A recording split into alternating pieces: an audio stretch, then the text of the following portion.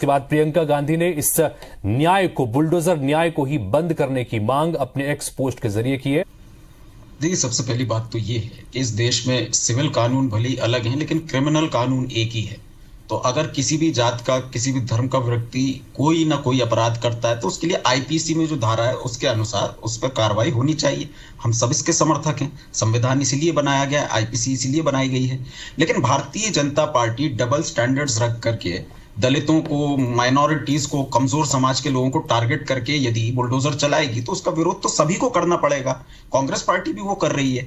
कौन सा ऐसा कानून है जिसके तहत अपराध करने पर बुलडोजर चलाया जाता है, भाजपा को बताना चाहिए। और अगर ऐसा कोई कानून है तो भाजपा के विधायक आकाश विजयवर्गीय ने बल्ला मार के एक व्यक्ति को घायल किया था, उसमें क्या बुलडोजर चलाया गया है?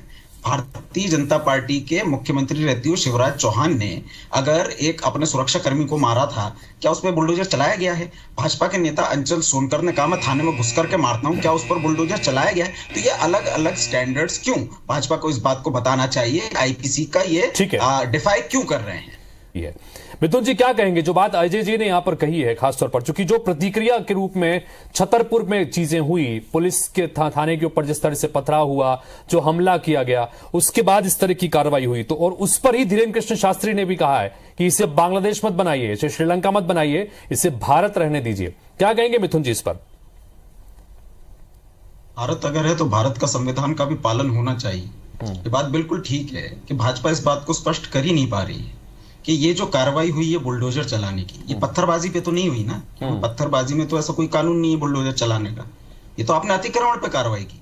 आपके जो अधिकारी हैं, जो घी पी करके सो रहे थे 5 साल से जब ये कोठी बन रही थी, उस समय तो आपने कोई कार्रवाई नहीं की। भाजपा जो है माल बटोरने में व्यस्त थी। ना भाजपा के जिलाध्यक्ष को ये याद आया कि साहब यहाँ अवैध निर्माण चल रहा है, ना भाजपा के ब्लॉक अध्यक्ष को पता चला, ना भाजपा के जो कलेक्टर हैं, जो एसडीएम है, तहसीलदार, किसी को नहीं पता चला, पटवारी को किसी को नहीं पता चला।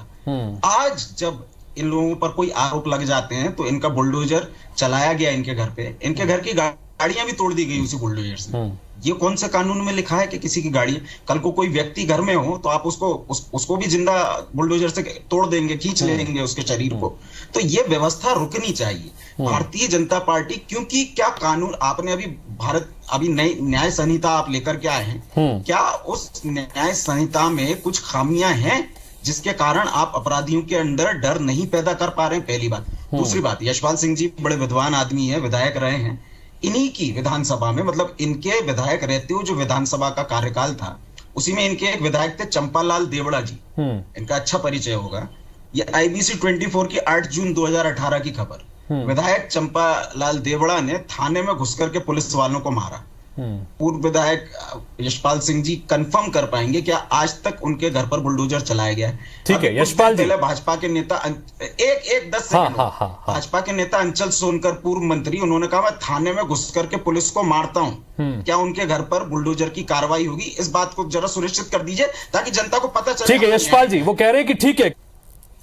देखिए, बिल्कुल संक्षेप में कहूंगा, कोलकाता की बात कर रहे थे, भाजपा के लोगों ने आज वहां थाना घेरा है, क्या उनके घर पर कार्रवाई होनी चाहिए? रांची में आज भाजपा के लोगों ने पुलिस पर पत्थरबाजी की है, क्या उनके घर पर कार्रवाई होनी चाहिए बुलडोजर की? और सागर की एक दलित बेटी अंजना अहिरवार, जब वो भूपेंद्र सिंह जी के पास गई कि मेरी माँ को निर्वस्त्र करके मारा, मेरे भाई की हत्या कर दी गई, उसके चाचा की हत्या कर दी गई, उसकी एम्बुलेंस से गिर करके मौत हो गई, मौत हुई कि मर्डर हुआ, किसी को नहीं पता। वो जब भूपेंद्र सिंह के पास गई, उससे पूछा कि उन लोगों के घर पर बुलडोजर कब चलेगा? भूपेंद्र सिंह जी का कहना था ऐसा कोई नियम नहीं है, ऐसा कोई कानून नहीं है। तो दलितों के लिए नियम अलग और बाकियों के नियम अलग, इसलिए हम विरोध कर रहे हैं। इस सोच को रोकना पड़ेगा, नहीं तो लगातार भारतीय जनता पार्टी अपनी मनमानी करेगी। भूपेंद्र सिंह जी ने साफ कहा कि ऐसा कोई नियम नहीं है। यशपाल जी, मिथुन जी, उसके अलावा एक छोटा सा सवाल, हालांकि समय खत्म हो चुका है, लेकिन फिर भी जिस तरह से धीरेन्द्र कृष्ण शास्त्री ने इस मामले में एंट्री ली है, वो ये कह रहे हैं कि इसे भारत रहने दीजिए, पाकिस्तान से श्रीलंका और बांग्लादेश ना बनाइए।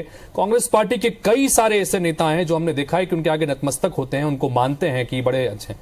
ऐसे में उनका ये तरफ से ये बयान आना और अब उसका पार्टी विरोध करना है, इसको किस तरह से देखें? स्पष्ट बात है, हर व्यक्ति को अपनी बात कहने का तो अधिकार है, लेकिन धर्म गुरुओं की अपेक्षा इसलिए बढ़ जाती है क्योंकि देश में, समाज में शांति स्थापित करने के लिए जाने जाते हैं। तो उनका कोई बयान जो शांति स्थापित करने वाला ना हो, समुदायों को भड़काने वाला हो, तो उसका हमें विरोध करना चाहिए। बाबा बागेश्वर और बाबा अंबेडकर दोनों में अगर किसी को एक चुनना होगा तो हम बाबा अंबेडकर को चुनेंगे। भाजपा बता दे वो किन को चुनेगी।